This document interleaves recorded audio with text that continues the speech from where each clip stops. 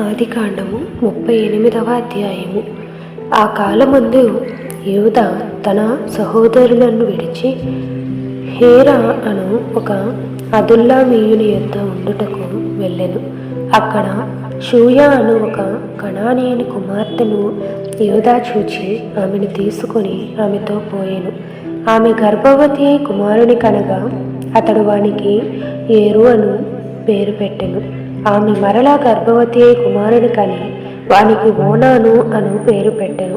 ఆమె మరలా గర్భవతి అయి కుమారుని కని వానికి షేలా అను పేరు పెట్టెను. ఆమె వీని కనినప్పుడు అతడు కాజీబులో ఉండెను. యూదా తన జ్యేష్ఠ కుమారుడైన ఏరునకు తామారు అను దానిని పెండ్లి చేసెను. యూదా జ్యేష్ఠ కుమారుడైన ఏరు యెహోవా దృష్టికి చెడ్డవాడు గనుక యెహోవా అతన్ని చంపెను. అప్పుడు యూదా ఓనానుతో, నీ అన్న భార్య యొద్దకు వెళ్ళి మరిది ధర్మము జరిగించి నీ అన్నకు సంతానము కలుగు చేయమని చెప్పెను. ఓనాను ఆ సంతానము తనది కానేరదని ఎరిగి ఆమెతో పోయినప్పుడు తన అన్నకు సంతానము కలుగ చేయకుండునట్లు తన రేతస్సును నేలను విడిచెను. అతడు చేసినది యెహోవా దృష్టికి చెడ్డది గనుక ఆయన అతని కూడా చంపెను.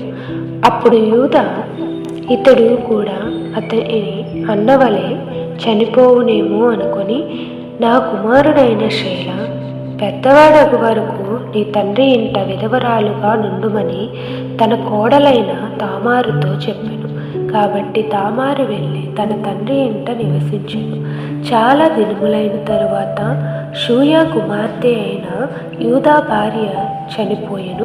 తరువాత యూదా దుఃఖ నివారణ పొంది అదుల్లామీయుడైన హీరా అను తన స్నేహితునితో తిమ్నాతునకు తన గొర్రెబొచ్చు కత్తిరించు వారి వద్దకు వెళ్ళెను. దాని మామ తన గొర్రెల బొచ్చు కత్తిరించుటకు తిమ్నాతునకు వెళ్ళుచున్నాడని తామారునకు తెలుపబడెను. అప్పుడు షేల పెద్దవాడైనప్పటికీ తాను అతనికి ఇయ్యబడకుండుట చూచి తన వైద్య వ్యవస్థరములను తీసివేసి ముసుగు వేసుకొని శరీరమంతయు కప్పుకొని తిమ్నాతునకు పోవు మార్గములో నుండి ఏనాయేము ద్వారమున కూర్చుండగా యూదా ఆమెను చూచి ఆమె తన ముఖము కప్పుకొనినందున వేశ్య అనుకొని ఆ మార్గమున ఆమె దగ్గరకు పోయి ఆమె తన కోడలని తెలియక నీతో పోయేదన్న రమ్మని చెప్పాను. అందుకామె, నీవు నాతో వచ్చిన ఎడల నాకేమి ఇచ్చేదవని అడిగెను. అందుకతడు, నేను మందలో నుండి మేకపిల్లలను పంపెదనని చెప్పినప్పుడు ఆమె, అది పంపు వరకు ఏమైనా కుదువ పెట్టిన ఎడల సరే అని చెప్పాను. అతడు, నేను నీ యొద్ద ఏమి కుదువ పెట్టవలెనని అడిగినప్పుడు ఆమె, నీ ముద్రయు దాని దారమును నీ చేతికి అరయునని చెప్పెను. అతడు వాటిని ఆమెకిచ్చి ఆమెతో పోయెను. ఆమె అతని వలన గర్భవతి ఆయెను. అప్పుడు ఆమె లేచిపోయి తన ముసుగు తీసివేసి తన వైద్య వ్యవస్త్రములను వేసుకొనెను. తరువాత యూదా ఆ స్త్రీ యొద్ద నుండి ఆ కుదువను పుచ్చుకొనుటకు తన స్నేహితులకు అదుల్లామీయుని చేత మేకపిల్లను పంపినప్పుడు ఆమె అతనికి కనబడలేదు. కాబట్టి అతడు మార్గమందు ఏనాయేమునొద్ద నుండి నా వేశ్య ఎక్కడ ఉన్నదని ఆ చోట మనుషులను అడగగా వారు, ఇక్కడ వేశ్య యవతియు లేదని చెప్పారు. కాబట్టి అతడు యూదా యొద్దకు తిరిగి వెళ్ళి, ఆమె నాకు కనబడలేదు మరియు ఆ చోట మనుషులు ఇక్కడ వేశ్య యవతియు రాలేదని చెప్పిరని. అప్పుడు యూదా, మనలను అపహాస్యము చేసెదరేమో, ఆమె వాటిని ఉంచుకొననిమ్ము. ఇదిగో, నేను ఈ మేకపిల్లను పంపితిని, ఆమె నీకు కనబడలేదు అనెను. రమారమి 3 నెలలైన తరువాత నీ కోడలకు తామారు జారత్వము చేసును. అంతేకాక ఆమె జారత్వము వలన గర్భవతి అయినదని యూదాకు తెలుపబడెను. అప్పుడు యూదా ఆమెను బయటకు తీసుకొని రండి, ఆమెను కాల్చివేయవలెనని చెప్పెను.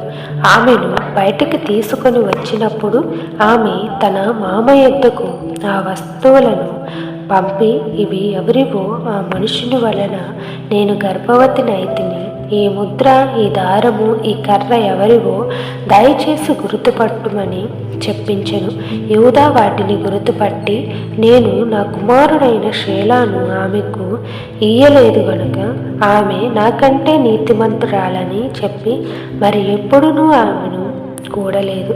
ఆమె ప్రసవ కాలమందు కవలవారు ఆమె గర్భమందుండిరి. ఆమె ప్రసవించుచున్నప్పుడు ఒకడు తన చెయ్యి బయటికి చాచెను కనుక మంత్రసాని ఎర్ర నూలు తీసి వాని చేతికి కట్టి, ఇతడు మొదట బయటికి వచ్చెనని చెప్పాడు. అతడు తన చెయ్యి వెనుకకు తీసినప్పుడు అతడి సహోదరుడు బయటికి వచ్చెను. అప్పుడు ఆమె, నీవేళ భేదించుకొని వచ్చితివనెను. అందుచేత అతనికి పెరేసు అను పేరు పెట్టబడెను. తరువాత తన చేతిని తొగరులు గల అతని సహోదరుడు బయటికి వచ్చెను. అతనికి జెరాహు అను పేరు పెట్టబడెను.